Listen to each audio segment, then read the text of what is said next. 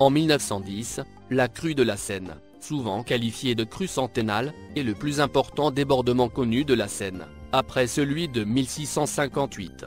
Il a touché la plus grande partie de sa vallée, et bien qu'il n'ait pas été très meurtrier, a causé d'importants dommages à l'économie régionale, en particulier à Paris.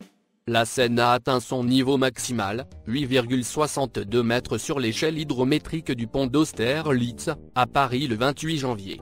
Elle a affecté de nombreux quartiers de la capitale et de nombreuses villes riveraines du fleuve, pendant plusieurs semaines, avant et après cette date. La montée des eaux s'est faite en une dizaine de jours, et la décrue en 35 jours environ. Les affluents et les confluents de la Seine connaissent le même sort, à des degrés différents, du fait de l'interdépendance des différents systèmes hydrologiques. Certaines villes de banlieue subissent des dégâts importants. Lors de cette grande crue de 1910, les députés, pour réamorcer la reprise du travail, se rendent à l'Assemblée nationale en barque. Le zouave du pont de l'Alma, sur lequel les Parisiens ont l'habitude de mesurer la hauteur des crues de la Seine, a de l'eau jusqu'aux épaules. Cette crue de la Seine est occasionnée par la conjonction de plusieurs facteurs, une pluviométrie importante, la neige et le gel, le débordement de plusieurs cours d'eau, l'Yonne, le Loing, le Grand Morin, les sous-sols saturés, dans tout le bassin parisien, en forme de cuvette. En janvier 1910, des inondations importantes se produisent, également en Alsace-Lorraine, alors rattachée à l'Allemagne.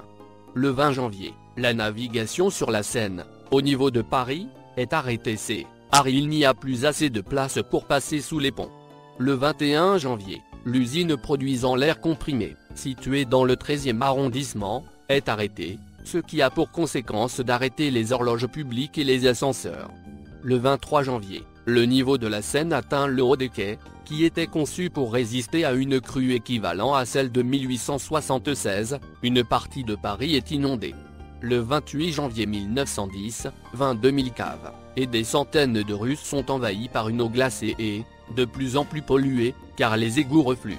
En effet, des dizaines de milliers de fosses d'aisance dont les sous-sols, qui ne sont pas raccordés aux collecteurs municipaux, sont inondés. Les bateaux-citernes qui doivent évacuer hors de Paris les résidus ne peuvent plus passer sous les ponts. La situation sanitaire devient préoccupante. Des cas de typhoïde et de scarlatine sont signalés.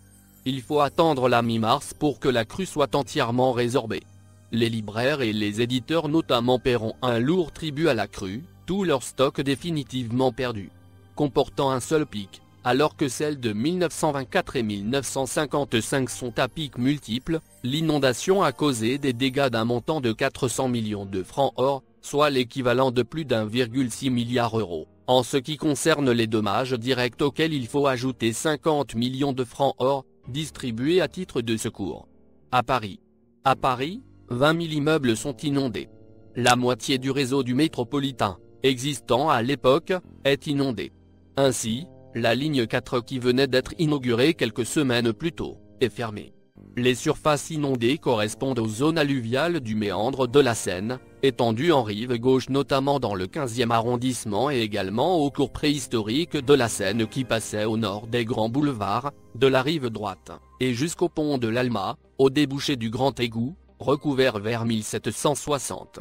Une grande partie du quartier du Marais, qui correspondait au large lit du fleuve, à l'époque néolithique, puis à des marécages, progressivement viabilisés, à partir du Moyen-Âge, est submergé. Le gymnase de la rue Saint-Lambert est transformé en dortoir, pour les sinistrés. La périphérie de Paris. La situation de la banlieue est dramatique en amont, comme en aval, avec plus de 30 000 maisons sinistrées. À Ivry-sur-Seine.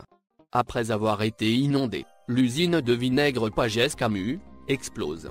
Il s'ensuit un incendie qui la détruira totalement. Ivry-sur-Seine, qui sera particulièrement sinistré, fera l'objet de visites de nombreuses personnalités, comme Armand Fallières, Aristide Briand, Alexandre Millerand, et Louis Lépine. À Gennevilliers. La crue de 1910 n'épargne pas Gennevilliers. Les digues sont complètement submergées et le refoulement des eaux d'égout contribue à rendre la catastrophe encore plus violente. Les dégâts sont gigantesques sur l'ensemble de la commune. Plus de 1000 maisons sont atteintes, 150 sont évacuées et 13 complètement écroulées. À Villeneuve-la-Garenne. Le bilan des inondations est catastrophique. Malgré les digues, l'eau atteint 1,20 m dans beaucoup d'endroits. Les cultures sont ravagées, les maisons s'écroulent, beaucoup d'animaux périssent noyés. Dans le hameau de Villeneuve-la-Garenne, dépendant alors de Gennevilliers, on est obligé d'entrer dans les maisons, par les fenêtres du premier étage. Dès le 21 janvier, les avenues de Gennevilliers, avenue de Verdun, et d'Assenières, boulevard Gallieni, sont submergées. Le 26 janvier, les écoles sont évacuées. Dans la nuit du 27 au 28 janvier, les digues sont submergées. Les familles les plus touchées sont évacuées en barque, ou en embarcation de fortune. Le 29 janvier, l'inondation est générale. C'est seulement début février que la décrue s'amorce, mais il faudra plusieurs semaines, pour nettoyer les boues, et déblayer les rues des amas de ferraille, et de détritus de toutes sortes. À l'île Saint-Denis et Épinay-sur-Seine. L'inondation fait également de grands dégâts dans la partie ouest, de ce qui est aujourd'hui la Seine-Saint-Denis, l'île Saint-Denis, Épinay-sur-Seine. À Suresnes. Suresnes est partiellement touchée par la crue, le fleuve envahissant les quais et les bas quartiers, jusqu'à la place Eugène-Sue, au sud, près de la rue de Verdun, au nord, et avant la rue des Bourrets, au centre.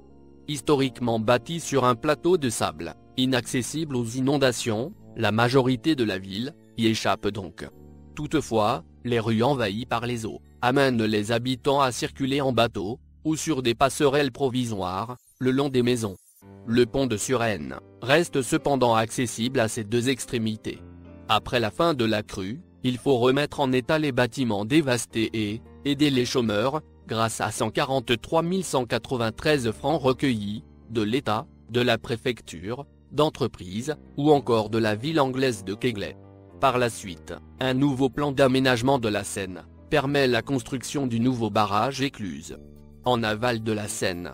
Alors que les 6 usines d'épuration et d'incinération au bord de la Seine sont devenues inaccessibles, le préfet Lépine met en place l'opération ordures au fil de l'eau, pour prévenir les épidémies. Les 500 chariots hippomobiles qui collectent chaque matin 1500 tonnes d'ordures, déversent des tombereaux de déchets dans la Seine, à partir du pont de Tolbiac, et du viaduc d'Auteuil, pour les évacuer dans la Manche.